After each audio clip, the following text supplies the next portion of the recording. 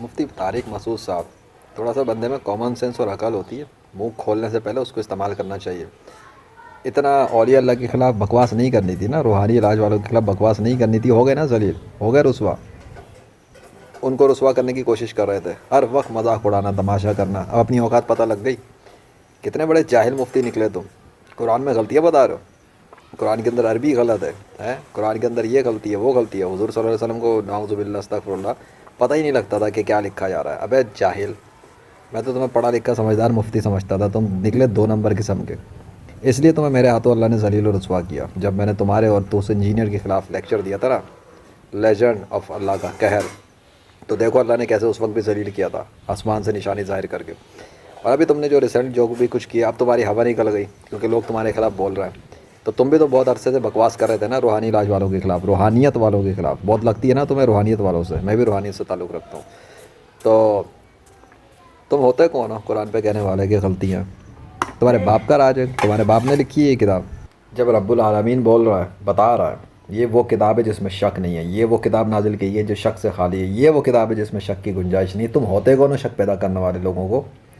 अबे मेरी बात सुनो 2 नंबर मुफ्ती, अगर इस कुरान के अंदर एक लफ्ज़ भी अगर आगे पीछे गलत होता ना, और वैसा ना होता जैसा अल्लाह ने नाजिल किया है, ये कुरान किसी के बाप को पूरा हिफ्ज़ नहीं हो सकता था।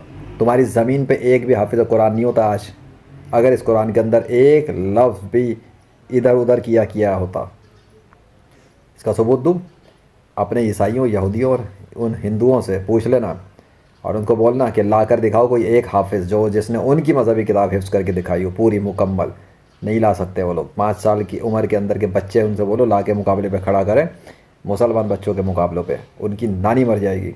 तुम कहते हो कुरान के अंदर गलतियाँ निकली हुई होंगी और ये है और वो है, फलाना दिमाग है। जो कुछ तुमने कहा वो तुम्हारी वीडियोज़ में पढ़ा, मैं इतना टाइम नहीं है उसको कट पीट करके लगाओ। ये काम इंजीनियर जैसे लोग कर लेते हैं। अभी फ़िलहाल इतना टाइम नहीं है। सीधी सीधी बात सुनो, आइंदा औकात में रह के बात करना। कुरान के हवाले से शक में ना डालो। पहले वो मुरीदीन इस्लाम और कुरान और हदीसों के ख़िलाफ़ काम कर रहे तुम जैसे लोगों की वजह से। तुम भी शक में डालते हो, वो भी शक में डालते हैं। फ़र्क क्या है तुम लोगों में? तुम कलमा पढ़ के वो काम करो जो वो बग़ैर कलमा पढ़े कर रहा है। औकात में रहना सीखो, समझे? अभी तो तुम सिर्फ जलील हुए हो, आगे तो कोई सरतन से जुदा कर दे, तुम्हारा गुस्ताख करार देगा, फिर क्या करोगे मुझे ये बताओ।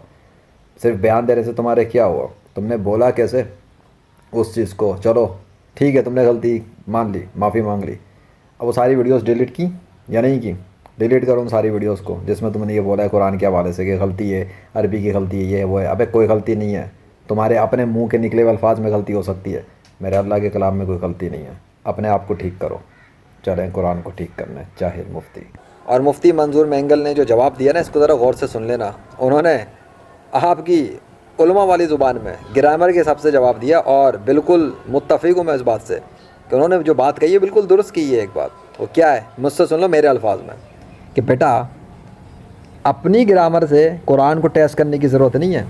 अपनी ग्रामर को नीचे रखो, कुरान ऊपर होगा।